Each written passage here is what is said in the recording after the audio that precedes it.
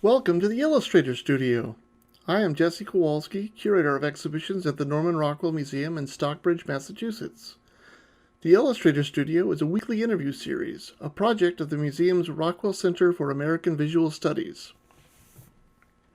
In this episode of the Illustrator Studio, we welcome two of fantasy illustration's most popular artists, Boris Vallejo and Julie Bell. Peruvian-born Vallejo has become the master of the sword and sorcery genre. After studying art in his native country, Vallejo moved to the United States, where he has steadily built a tremendous career. Over the last 50 years, he has painted every major fantasy figure, from Tarzan to John Carter, Conan the Barbarian, and many more. And one of today's most in-demand fantasy artists, Julie Bell, studied art in college. While achieving great success in professional bodybuilding, she met Boris Vallejo. In 1989, she began modeling for him and was inspired to return to illustration. In 1991, her work appeared on the cover of Heavy Metal magazine, and the demand for her work has continued to grow. Vallejo and Bell married in 1994 and continue to inspire each other, often collaborating on paintings. I should note that both artists will be featured in the Norman Rockwell Museum's summer exhibition, Enchanted, A History of Fantasy Illustration, opening on June 12th. Boris and Julie, welcome. Hey, Hello, how you it's great to doing? be here. Before we get into your background, I just want to note that the catalog for the Enchanted exhibit features the work of both of you and your sons Anthony and David, Julie. That's right. Yeah. And they become accomplished fantasy artists in their own right. Yes. So, how does it feel to see your children not only following in your footsteps, but achieving great success doing that work? It's seriously beyond my wildest dreams. It really is. I mean, they're so inspiring to me and to both of us, really. Absolutely. I have to also, I want to put this also in between here that I have a son also and a daughter, and they both professional artists too. Yeah, Boris, I've been a fan of your work as long as I can remember. I remember when I was a child, I owned a puzzle that had one of your paintings on it. Oh, yes. Very clearly, yeah. Which painting was that? Sorry? Which painting was that? Oh my gosh, I don't, so long ago. But Yeah. I remember being There were a blown few away. paintings that were done, when that were made into puzzles. Mhm. So, Yeah, no, I remember being blown away by your work. I wanted to know, how did you get started in fantasy illustration? well, actually, definitely one of the things that really, really got me into doing fantasy illustration was the work of Frank Frazetta. And I have to give credit to the man, for being really one of the pillars of that genre. And one of the things that really, really attracted me enormously about his work was, number one, the way he portrayed people. The people the men were very muscular, and I was very much into that. I always, when I was a teenager, I got into bodybuilding and so on and so forth. And the women were also, really very feminine. And then what he did with the backgrounds, it was the style, the way he portrayed the people and the way he portrayed the backgrounds were really, really astonishing, different from most people. So that's what really got me interested into doing that kind of illustration. And did you ever meet him? I met him once. Yeah, we both met him when we were Right. together at And it was Comic-Con actually once. really, really interesting. Yeah. Because all those years, that we were doing the same type of work, we never got to meet each other. Right. Even though we really actually live very close to where he Right, lived. yeah, sure. Yeah, We both strange, live in but- Pennsylvania. Yeah. That's Just right. about a little over an hour away. Yeah. Yeah. So Boris, you moved to the U.S., I think, at age 23. Is that right? That's correct, yes. Yeah. So, as a young artist starting out in a new country, what types of projects were you working on? Did it take a while to get started, or did you just jump right in? Well, it was actually really, really a very interesting way to start, because I wasn't really so sure of what direction I wanted to go with my art. I knew that I wanted to come to the United States because I was doing freelance work in Peru, in South America. And one of the art directors that I was doing work for was an American. And he's the one that said to me, listen, you know, you are really good and you should go to the United States. And specifically, you should go to New York City. And when he said that to me, I actually really, to tell you the truth, I got panicky. It's like, New York City, what? My God. You know, I mean, I had never been out of my country. I certainly didn't speak any English, not a word of English. And I really, really, you know, it's just like it was so scary for me, the idea of coming here. But I did, you know, it took me a few weeks to think about it. And then I thought, I'm just going to do it. And let's see what happens. And it happened. And So, what kinds of things did you start on? well, the thing that I started is that I got a job actually doing illustrations for a department store. Uh-huh. It was actually, they were selling, you know, like it was like a supermarket. Mhm. And they wanted me to illustrate the merchandise that they had, you know, and they had in Like in the circulars, right, circulars, newspaper you know, and so on or and so forth. advertising. Yeah. And you know, which was really good for me. It wasn't really what I wanted to do for the rest of my life, Sure. but I was making a living, and I was actually developing a technique that was really, really good for me to be, how could I put it, you know, really so disciplined. Yeah, man, the kind of drawings that he did, they were just these little ink drawings of just products and like serious discipline, because you'd have to do like a whole bunch, like every day they would say, do all these by tomorrow. And so his mental library of drawing skills is just phenomenal because of that background. Just so much Wow. drawing every day, all these different things that he just did because that's what was put in front of him to draw, you know. That's And great. you know, it was Yeah. a really very developing product, you know, to just, you know, have the how could I put it, you know, the discipline, Hmm. really discipline to sit down whatever time it is so that you can have this work done quickly the next day. Mhm. So that was a good beginning. Yeah, so when I was growing up, some of the most influential fantasy artists from my childhood, I guess there would be four main ones: Frank Frazetta, of course, Jeff Jones, Brian Froud, and you. Um, and I was wondering, when did you know that you'd finally made it as an artist? I haven't made it Still working on yet. that. Yeah. You know, really, quite honestly, I really don't think about it. I really don't think about it because I don't want to think this is it. You know, this is it. So then what? That's it. That's where you stop. You know. But there was a time when you were in your career where you felt like, I'm actually doing this now. I'm part of that world now. And I would guess that that had to do with when you started doing book covers for publishers. Actually, it was even before that. Yeah. Because before I started doing the book covers, I was doing comics. I started doing comics, not the inside of the comics, but the covers. And that indeed, you know, really prepared me for the covers of books. Yeah.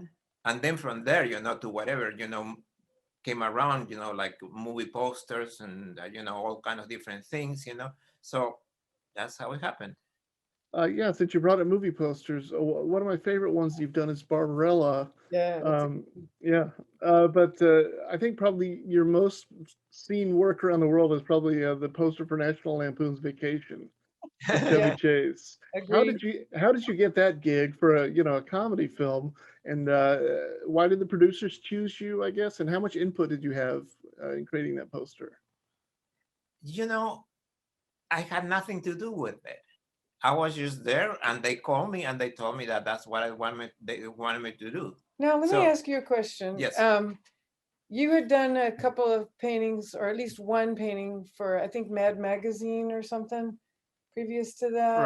Right. And it was kind of done in this real satirical way, and, you know, where the characters were funny. They were like realistic, but really characterized, made us caricatured, and they were funny, and bigger than life. And I'm just thinking that maybe they saw this kind of satirical, like they could see that you had that sense of humor. Absolutely. And it's like a realistic thing, but still with this sense of humor that also brings it as bigger than life. Yes. And it just makes it That's, really funny. that's actually precisely what made me really get into this kind of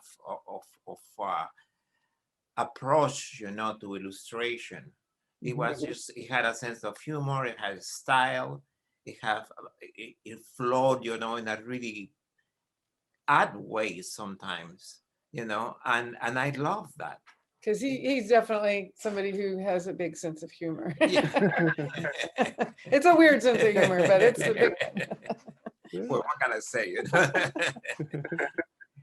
You've both won a number of awards throughout your careers. You've both received the Chesley Award for Lifetime Artistic Achievement, which is phenomenal. How does it feel to be acknowledged as two of the top illustrators of our time? Well, it's a huge honor. I mean, there's so many amazing artists out there, and the other people who win these awards are like, we're like, wow, they're so good, And it's just a real honor. It makes us really very, very happy to know that our work touches people, that it really captures their imagination and means something to them. It really means a lot to us, because we're putting a lot of ourselves into it. And when we get this kind of a feedback that we've actually, made an impact, it's a wonderful feeling of reciprocity. Yeah. Really. Mm-hmm. So Julie, I wanted to ask you, many people strive to be good at just one thing in their lives.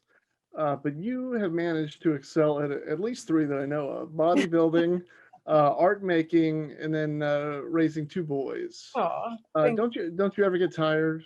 I do not. I don't have time for that. She's unbelievable. I actually don't get tired. She It's is true. unbelievable. She does not get tired. No, I don't. Yeah. So what's a typical day like for the two of you? Well, we get up pretty early. We get up like 6:37, just because, and generally, like, we'll have breakfast and read the newspaper. I like to have that. The morning is kind of sacred. Like, nobody messes with my morning things. And it's like, newspaper reading and, breakfast and hanging out with our dogs and listening to music. And then walking the dogs for like an hour every day is also a part of the routine. And then after that, just get to work. It used to be different, of course. Before COVID, we would go out and do a lot of things. Nowadays, since we're just at home, there's a lot more just, working and painting. And I do enjoy that. I miss seeing people and getting out to do that stuff, but I really like having so much time to spend just being creative. And we used to go to the gym also, but we don't do that. We're working out at home now. So actually, that's kind of interesting, because when you're working out at home and you get into that routine, you actually can do more, and in a whole different, like, it's all different ways from the way we used to. So it's kind of, an interesting shakeup in some of that kind of stuff. Some things have been much healthier for us that way. And you mentioned to me before that you both work side by side in the studio. Is that correct? Yeah. Mm-hmm. And we still do. Yeah. And you often collaborate together as well, right? Well, I wouldn't say often. We do. We definitely do. We're working on a painting right now that's the two of us together, and Right. we have some of our commissions. People specifically want both of us to be working on it. They want both names on it, and they want both of our, input into the painting. And also, I have to say, formerly, I would say a few years ago, our styles were more similar. Yeah, true. At this point, Julie has developed her own way, her own style of working on her painting. And it's incredible. It's unbelievable. It's just so gorgeous, beautiful. Thank you. And I had to get up from work and just look at what she's doing, because it's, oh my gosh, really, this is unbelievable. Hey, Julie, you're working on a series of wildlife paintings now, correct? Is that the direction you're going after? Are you still sticking with fantasy, or was it? I really would not ever want to pin myself down into one thing. I'm just Uh-huh. not that kind of a person. And another thing I'm doing also is a children's book that's like really it's really different. I've got it written, and I have had an editor work with me, and I have a publisher that's, really excited about the whole project. It's just going to be a really cool thing. The art is very different for typical children. It's more kind of psychedelic, and it's just going to be real different. I'm really excited about it. I've always wanted to do a children's book, and so this just was weird because this publisher came to me at a moment when it was just amazing synchronicity there, and I was just letting it sit on the shelf for a long time, and then when they popped up, I was really mentally starting to get myself ready to do it. And I was like, this is so weird. I'm just thinking the thoughts. I want this children's book to happen. And all of a sudden this guy, he's like, we're looking for someone to do this kind of a book. And so anyway, it was just amazing. And how did the two of you meet? Because of the bodybuilding. I mean, I was in a contest that was in New Jersey that had been sponsored by a guy that Boris knew, and he was a gym owner. Yeah, he was a gym owner. I won this contest, and then he, called Boris and said, "You've got to meet this woman. She'd be a great model for you," and that kind of thing. So it was just, So I did. Yeah, it was a weird meant to be kind of thing. Like the universe made it happen. That's great. One of those things, yeah. Both of you paint your figures so perfectly. Your bare-chested men, your strong women. The anatomy is so perfect. I was just wondering how you both learned to do anatomy. Yeah. In my case, I actually, when I was going to high school, I got the feeling that what I wanted to do after high school would be study medicine. And in fact, I studied pre-med, when I finished high school. And then, I started doing freelance work just to make extra money. But my idea was that I was going to be a doctor. And until I got there, studying medicine, and I really, really feel I'm making money, doing art, and I'm not really that seriously into medicine, However, it really made me be aware of the human body, and I use that, for my painting. So that's how it happened. Yeah, and I think that also for me, just, like first definitely doing all the life drawing, but also I've always been someone who, like, I love bodybuilding. It was a really fun thing. But before that, I had done a lot of dance and gymnastics and that kind of stuff. And I had a feeling for my own body, and the way the muscles worked was always fascinating to me, even when I was a kid. I remember the first time I realized like how that you could feel muscles flexing and that kind of thing. And so, I think just, that awareness from the inside out, enhanced my feeling for anatomy and art. And what kind of references do you use? Do you use photographic references, or do you still use live models? So mostly we do work with photographs. Occasionally, I have the luxury of working with a life model. It's a whole different kind of look and painting and everything. But I mean, right now for this past year, we haven't had any models here, but we have a really great library of we have been working with models, yeah. really, really unusual top models, really for years and years. So we have an enormous library, of Sure. Photography. Yeah. Yeah, and photography itself has been, a lot of fun. I mean, just, doing it as reference for the paintings, we've learned a lot about just photography, and it's so interesting to see how that affects your art. And we've kind of been thinking about how over the years the changes in our photography methods have changed the look of the art as well. So that's sure. Yeah.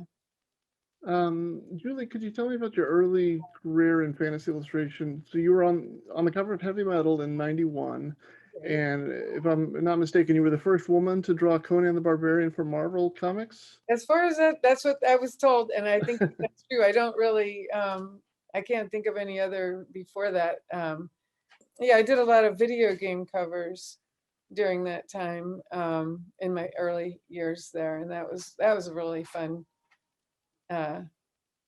product to be working for. I like that a lot.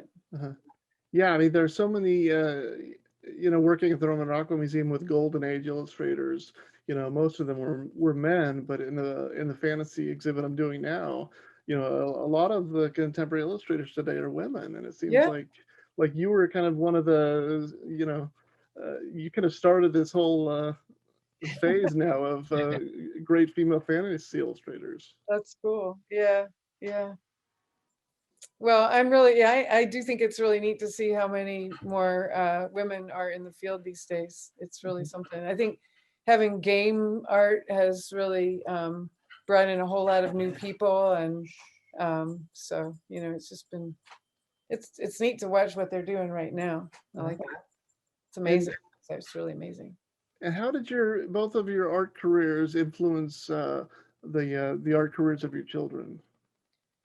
Well, I mean, they grew up with this surrounding them, and so this was, I think, for one thing, growing up with that around you takes away the mystery, like this feeling. Like I grew up not with that around me, and I never knew a professional artist that made a living doing their art until I met Boris, really, when I was 30 years old. And so I always had this feeling like, how does it work? It's so mysterious. Like this world is so different from the rest of the world. And I didn't understand how a person could do that.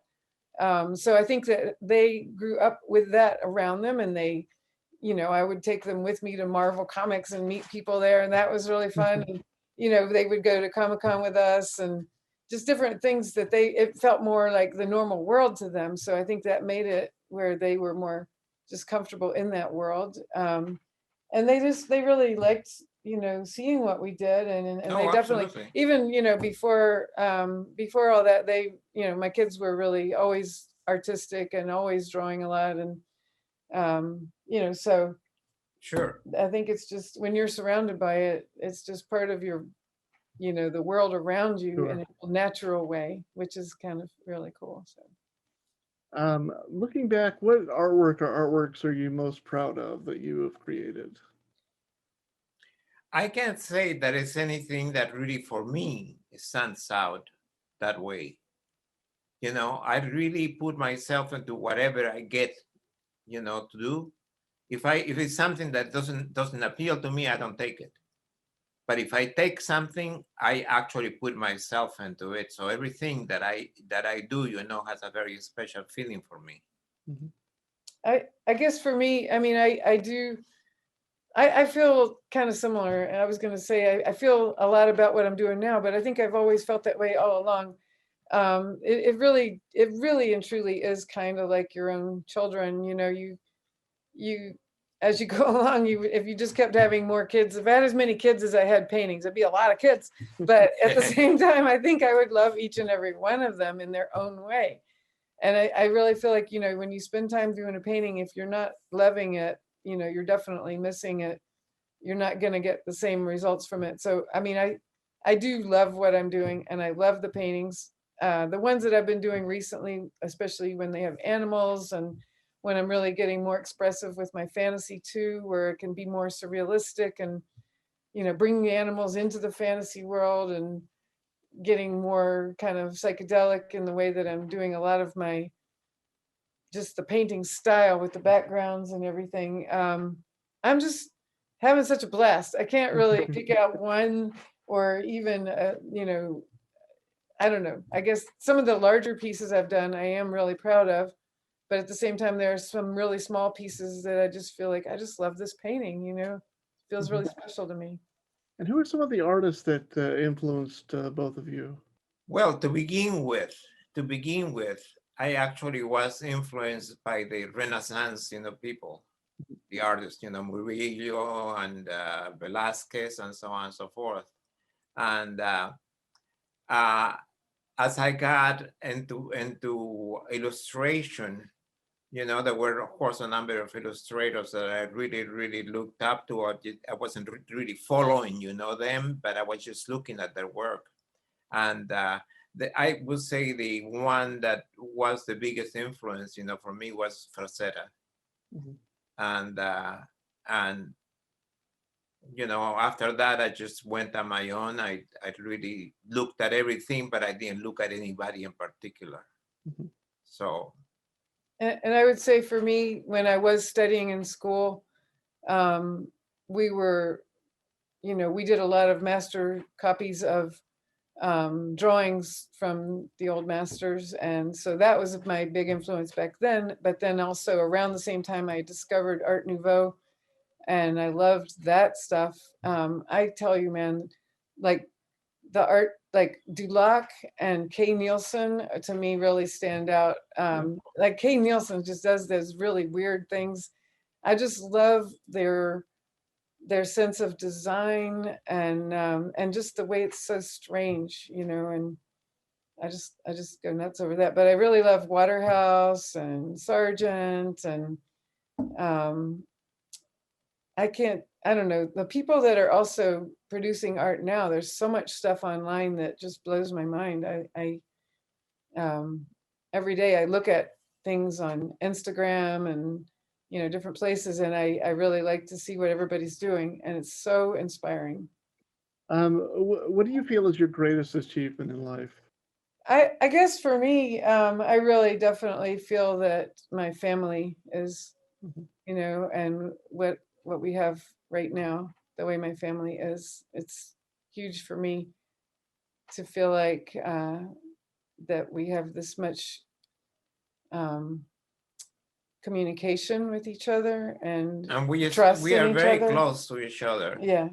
Mm-hmm. That's So great. Yeah. That's it. That's the main thing in the whole world to me. yeah. So I met both of you at the AluxCon conference in I think it was October 2019, and you were both some of the most down to earth and nicest artists I'd ever met. And then talking with you these past months, working on the exhibits, you've both been so great. So with Yeah. all you've done, yeah, with all you've done, with all you've accomplished, how do you stay so humble and down to earth? I guess we know that we're just people like everybody else. Absolutely. It's hard to get up on your high Right. horse. It's so easy to fall down. Not only, in my case, I have to say, I would never really would want to separate from the rest of the world, Yeah. and to feel like, oh, I am above this, Yeah. No, it's part of what we are, it's part of what we have. And it's really nice to really be in between all that, And what is it about fantasy that inspires you? I think that fantasy art, I think that number one, like visually, there's like the beauty of it in terms of like the way bodies are portrayed and the use of the backgrounds to bring you into other worlds. But I think also just like metaphorically and really spiritually, I think that it's something that really expresses so many human experiences and our needs and things, and like the need for empowerment, like self empowerment. I feel like that's a lot of what's going on with fantasy art, or fantasy in general, fantasy literature. So that's what really attracts Yeah. me, I would say that I think it's really wonderful to be able to make these things, that are really non-existent, to make them real and to make it, Yeah. part of the world. Mm-hmm. And both, we are part of that, and that is part of us too. So it's a wonderful thing to have in your life.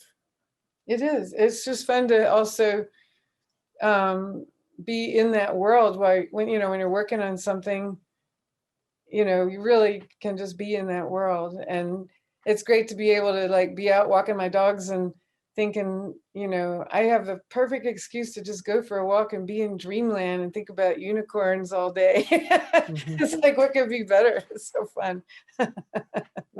Well, that's about all the time we have. I want to thank both of you for all you've done, for your help with the exhibition, and just for inspiring so many people with your brilliant artwork. Thank you so much thank you. for including us. And, it's just, we're really, really excited about this whole exhibit and very honored to be part of it. Terrific. Okay, for more information, check out borisjulie.com and juliebell.com. and our own websites, nrm.org, illustrationhistory.org, and visit the Rockwell Center for American Visual Studies at rockwell-center.org. And as always, don't forget to subscribe to the latest content. And this has been a production of the Norman Rockwell Museum.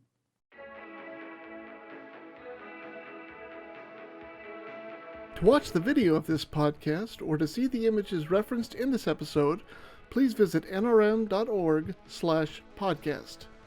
New episodes from the Illustrator Studio are released every Monday. For questions or comments, please email us at podcast@nrm.org.